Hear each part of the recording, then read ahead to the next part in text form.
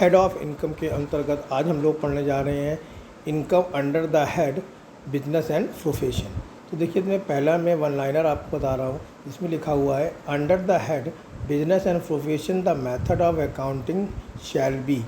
तो किस तरीके की अकाउंटिंग बिजनेस एंड प्रोफेशन के अंतर्गत कंसीडर करी जाती है, तो वो चाहे वो मर्केंटाइल बेसिस हो या वो चाहे कैश सिस्टम के बेस में हो, दोनों तरह की अकाउंटिंग जो है वो profit under the head business and profession में कंसीडर करी जाती है। अब नेक्स्ट क्वेश्चन है salary received by the working partner of a firm is taxable under the head income from business and profession. तो जो भी पार्टनर को मिलने वाली सैलरी है वो बिजनेस एंड प्रोफेशन हेड के अंतर्गत जो है वो दिखाई जाएगी। Following taxes are not allowed as a deduction while computing the business income. जो 3 तरीके के टैक्स दे रखे हैं, wealth tax, VAT, income tax, ये वो टैक्सेस हैं जो डिसअलाउड किए जाते हैं under the head income from business and profession में।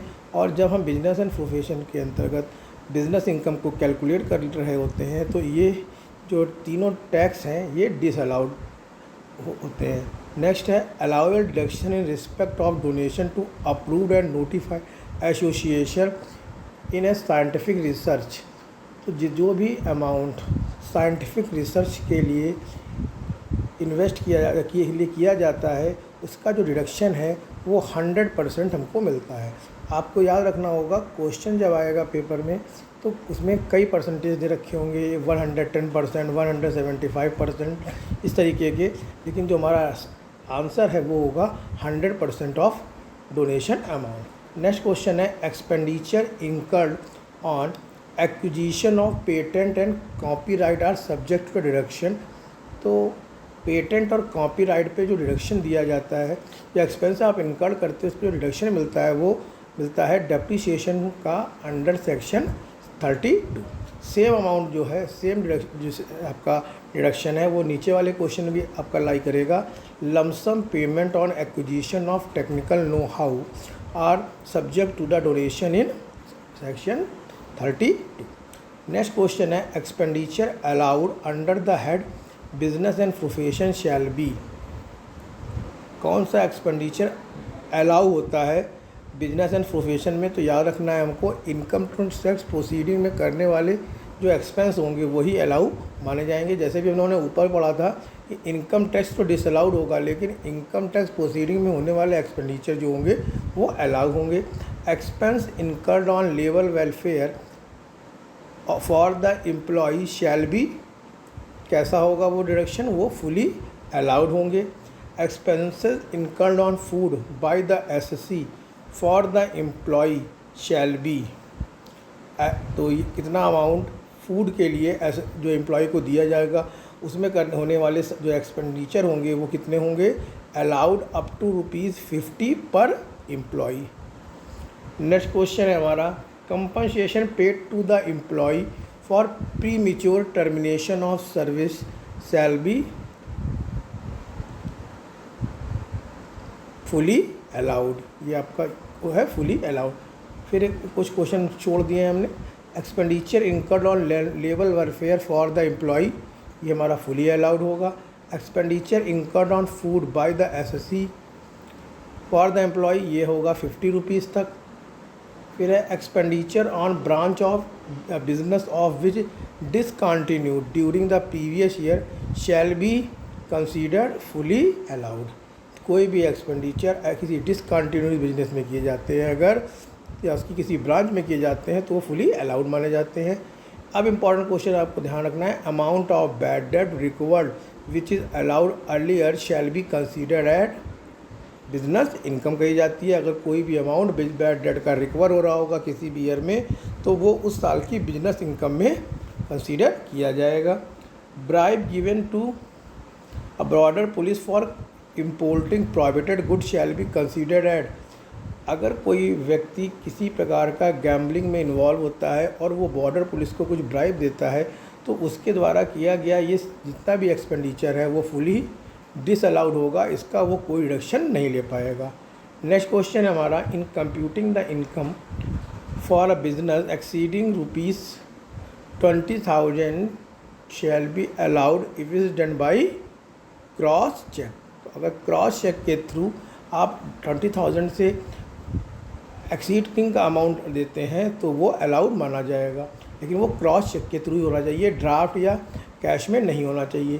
Cash payment made to the gross of goods carriage operator shall be admissible up to rupees 35,000 रुपये तक कोई भी पेमेंट कैश में अगर वो गुड्स के कैरिज चार्जेस के लिए दिया जा रहा है तो वो अलाउड होगा। नेक्स्ट क्वेश्चन है हमारा, under the head business and profession gift receipt from patient shall be considered as professional income.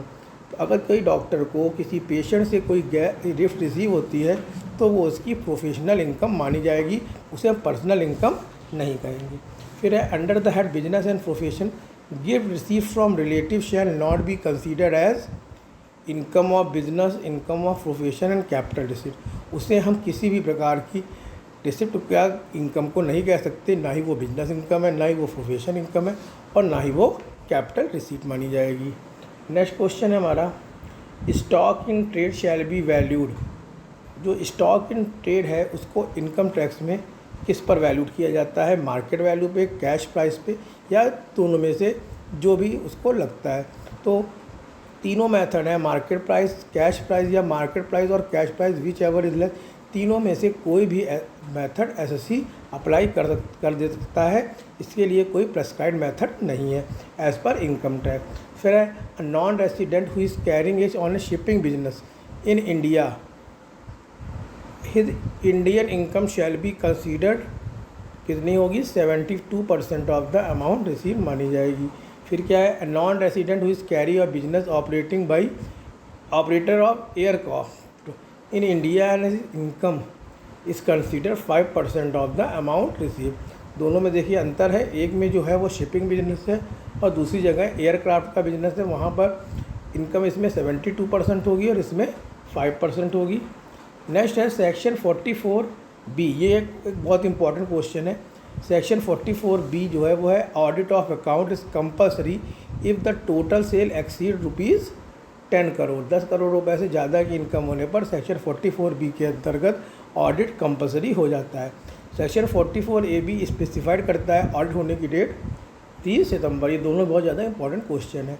Interest on capital paid by the firm to his partner is allowed up to 10%, while calculating business income disallowed portion of preliminary expenses is 4/5। कैसे, क्योंकि हम जानते हैं कि जो preliminary expenses होते हैं उसका 1/5 जो है वो केवल जो है कंसीडर किया जाता है अलाउड पोर्शन में, बाकी का 4/5 जो होगा वो नेक्स्ट ईयर कैरी फॉरवर्ड हो जाता है और ये 5 साल तक लगातार कैरी फॉरवर्ड हो सकता है। इसीलिए यहाँ पर हम लोग इसको डिवाइड कर देते हैं 5 से। तो कितना पोर्शन डिसअलाउड होगा, तो 4/5 पोर्शन जो होगा वो डिसअलाउड होगा और 1/5 पोर्शन अलाउड होगा।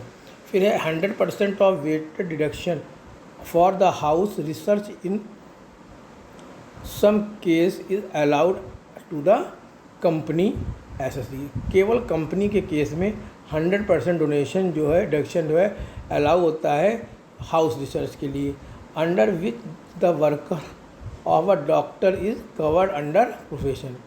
तो जो डॉक्टर का वर्ग है वो किस में आता है, प्रोफेशन में आता है। अब यहाँ पर देखिए कुछ क्वेश्चन है, X spend 1 lakh as a preliminary expenses on 31 March. तो हमने भी पहले बताया था कि जो प्रिलिमिनरी एक्सपेंसेस होते हैं उसमें 1/5 पोर्शन जो है वो अलाउ होता है। अगर हम इसमें 1 लाख से डिवाइड कर देंगे तो हमारा टोटल अमाउंट जो आएगा वो आएगा 1 लाख डिवाइडेड बाई 5, यानी कि 20,000 रुपीज़ जो होगा वो आपका क्या होगा, अलाउ होगा और 80,000 रुपीज़ कैरी फॉरवर्ड हो जाएगा नेक्स्ट ईयर के लिए। 30,000 paid in cash for hire charges of the goods, disallowed expenses will be nil. ये नील कैसे आया, देखिए पहले, इससे पहले वाले में हमने पढ़ा भी था कि जो कैरिज पे कैश पेमेंट करते हैं वो 35,000 रुपये तक कोई भी कर सकता है, उस एडमिसेबल होता है। तो यहाँ पर कितना है, 30,000 कैश पे किया गया है तो वो डिसअलाउड कुछ भी उसमें नहीं होगा। अगर ये 30,000 से ज़्यादा होता 35,000 ज़्यादा होता तो डिसअलाउड पोर्शन निकल कर आ जाता। कंपनी ने एक्सपेंड किए कैपिटल एक्सपेंडिचर 1 लाख रुपीज़ के फॉर फैमिली प्लानिंग, इसका भी 1/5 कर देंगे कि 1/5 पोर्शन जो है वो अलाउ होता है, 4/5 डिसअलाउड होता है। तो यहाँ पर भी हमारा आ जाएगा 20,000। Businessman spend 50,000 on advertisement in the souvenir of a political party he get the deduction from. तो जो ये डिडक्शन है, बिजनेसमैन ने जो 50,000 स्पेंड किए हैं पॉलिटिकल पार्टी में, ये सेक्शन 80 के डिडक्शंस हैं और ये ग्रॉस टोटल इनकम से डिडक्ट करे जाएंगे, ना कि बिजनेस इनकम से। फिर नेक्स्ट है amount paid to the approve university for social research. तो डिडक्शन का अमाउंट कितना होगा, 100% होगा। ये थे हमारे क्वेश्चंस प्रॉफिट और gain from business and profession के। इसमें से लगभग अगर हम इसको पढ़ते हैं तो इसमें से कम हमको 8 से 10 क्वेश्चन मिल जाएंगे एग्ज़ाम में। नेक्स्ट चैप्टर जो है हम लोग डिस्कस करेंगे कैपिटल गेन का।